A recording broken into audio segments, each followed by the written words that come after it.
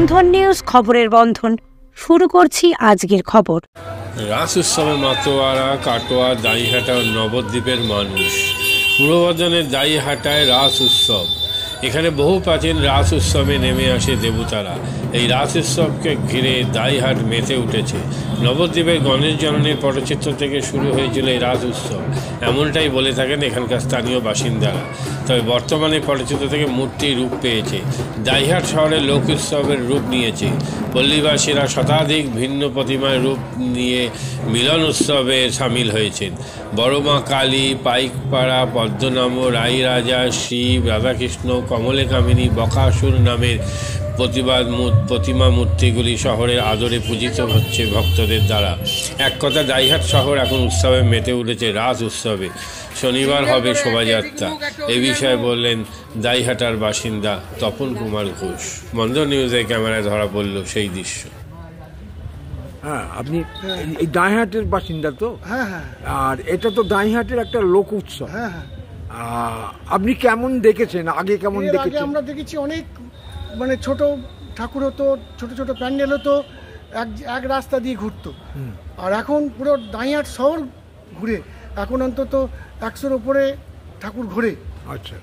আর এমনি কতগুলো ঠাকুর হয়, মানে টোটাল? 120-25-30টা ঠাকুর হয়। মানে সমস্ত ভিন্ন ধরনের? তো ভিন্ন ধরনের ঠাকুর আছে, সব রকম ঠাকুর। কেমন মানুষের সাড়া পান? সমস্ত মানুষ ভিড়, মানে উপচে পড়া ভিড় হয়। আচ্ছা। এবং এখানে আপনার যে মায়ের, মানে কি বলবো, কালী মূর্তি আছে, এমনি আমাদের যেমনি মূর্তি এখানে আছে, গিয়ে পদ্মনাভ আছে, কার্তিক আছে, সরস্বতী আছে, সমস্ত রকম, সমস্ত দেবদেবী উৎসব, মানে একটা লোক উৎসব, মিলন উৎসব। আচ্ছা, মিলন উৎসব এবং লোক উৎসব সমস্ত ঠাকুর পুজোর পরে শেষে ঠাকুরের একটা মিলন উৎসব।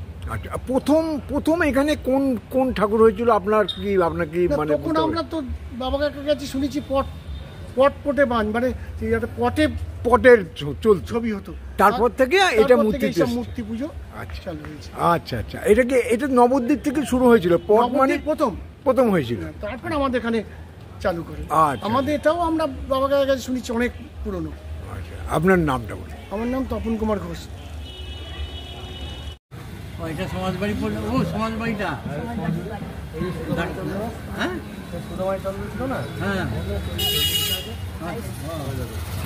সমাজ বাড়িটা।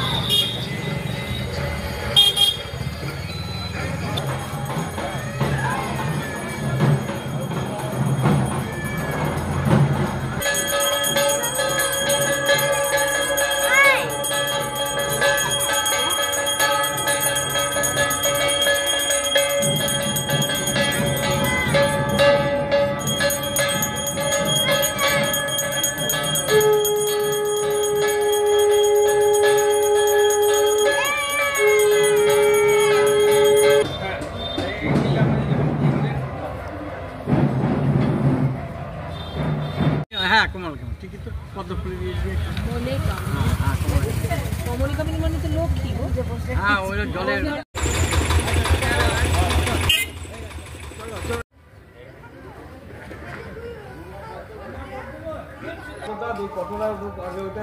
কটন করে বারবার করে এইখানেই মাথা, আবার বাইরে গিয়ে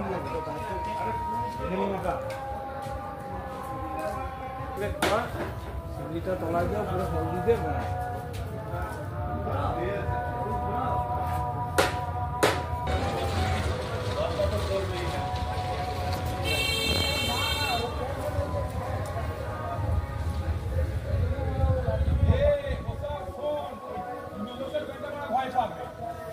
লোককে খাওয়াচ্ছে।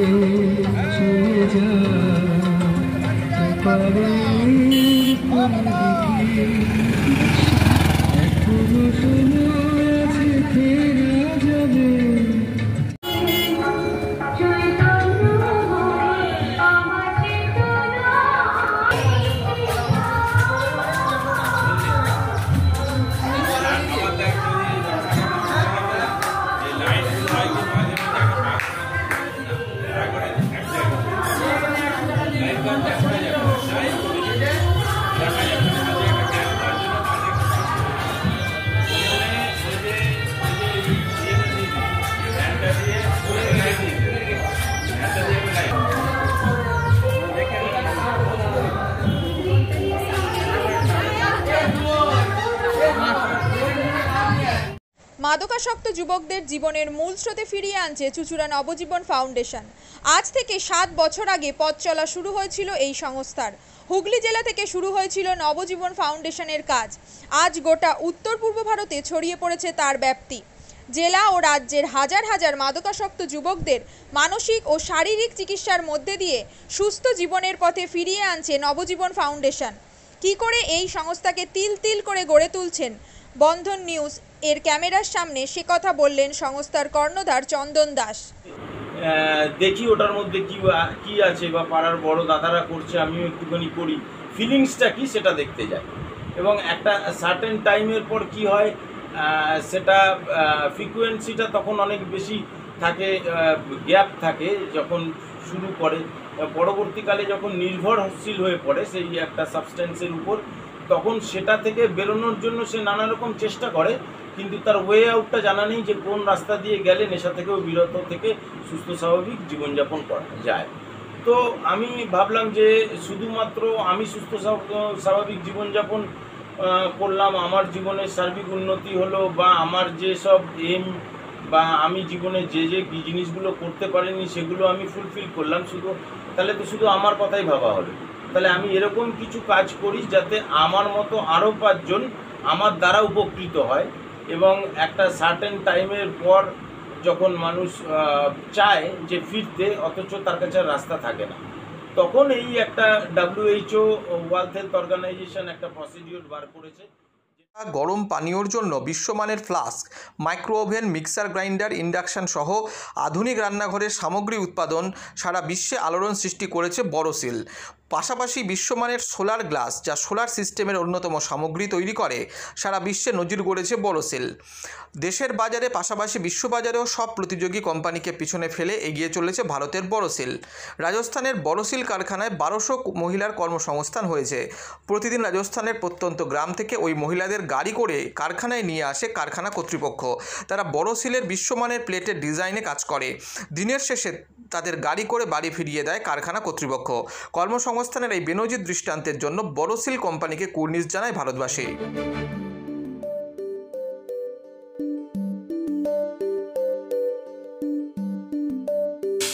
গত রবিবার ভর দুপুরে সোনারহাট ছিনতাই ঘটনা এলাকায় চাঞ্চল্য ছড়িয়ে পড়ে ব্যান্ডেল দক্ষিণ বলাগল এলাকায়। স্থানীয় সূত্রের খবর, রোববার দুপুরে ব্যান্ডেল দক্ষিণ বলাগলের বাসিন্দা মধুমিতা পাল স্থানীয় জগদ্ধাত্রী পুজো উপলক্ষে নিজের বাড়ি থেকে নিমন্ত্রণ যাওয়ার জন্য উদ্দেশ্যে রওনা দেন। এবং পাড়ার রাস্তার ধরে নিমন্ত্রণ বাড়ি যাওয়ার সময় অজ্ঞাত পরিচয় 2 যুবক একটি সাদা অ্যাপাচে গাড়ি নিয়ে তাদের সামনে এসে দাঁড়ায়। তারপর বাইকে এসে থাকা পেছনে যুবকটি হঠাৎ তার গলায় সোনার হারটি ছিনিয়ে নেওয়ার চেষ্টা করে। মধুমিতা দেবী সেই সময় যুবকটির সঙ্গে হারটি যাতে না নিতে পারে তার জন্য সর্বদাই প্রয়াস করেন।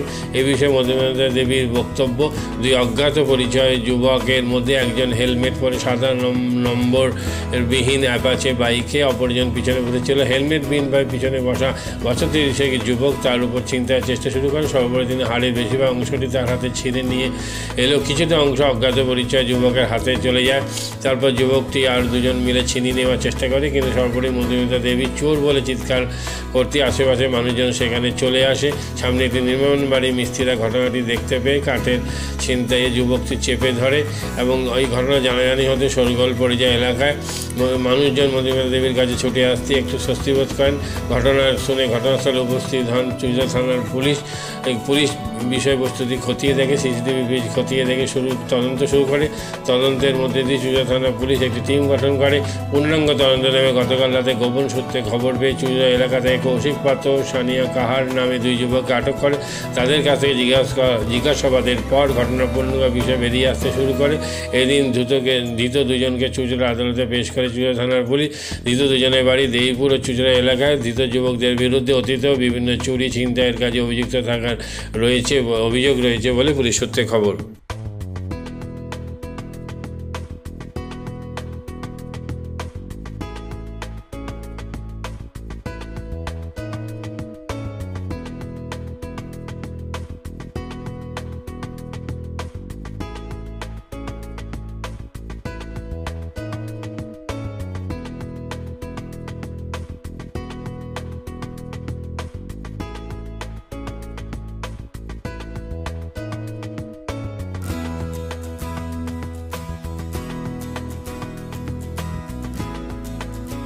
We look beyond business.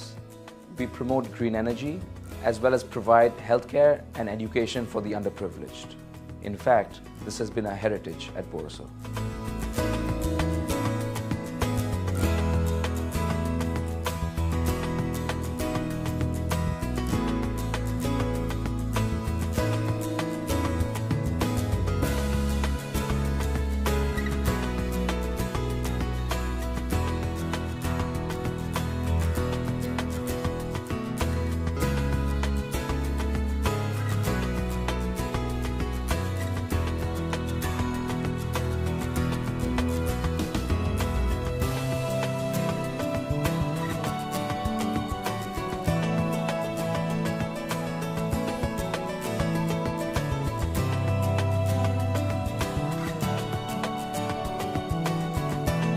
Our products are developed with innovation and thought.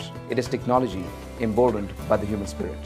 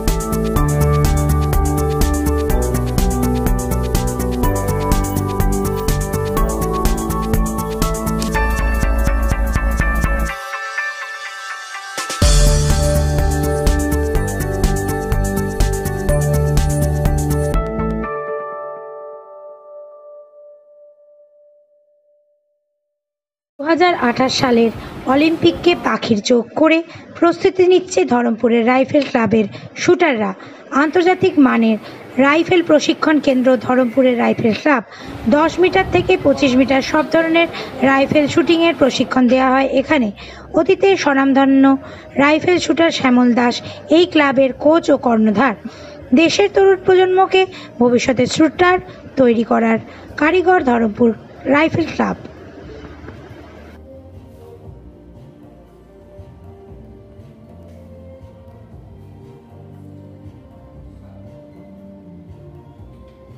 আমি শুটিং করতাম। শুটিংয়ে 90-তে সিভিলিয়ানে ইন্ডিয়া রেকর্ড করে চাকরি পেয়েছিলাম আমার ইস্টার্ন রেলে।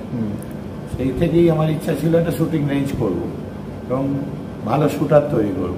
আমার টার্গেট 2028 সালে অলিম্পিকে যদি ধরমপুর রাইফেল ক্লাব থেকে কেউ যেতে পারে, তার জন্য আমি সুইমিং পুল করেছি, জিম করেছি, যোগার সেকশন আছে, আর 25 মিটার পিস্তলও আছে ইনডোর, যেটা ভারতবর্ষে কারোর কাছে নেই। এত কিছু করেছি নিজের চেষ্টায়। আমাদের 30 জন শুটার শুট করে এখানে। আমার টার্গেট আরও উন্নত করার, ইলেকট্রনিক্স টার্গেট, যেটা 25 মিটারে ইচ্ছা আছে লাগানো, 50 মিটারের ইলেকট্রনিক্স টার্গেট লাগানো। এখানে 7টা লেন আছে ইলেকট্রনিক্স, একদম ইন্টারন্যাশনাল। আরও ইচ্ছা আছে 6টা লাগানো। যদি সংস্থান হয় তাহলে করব।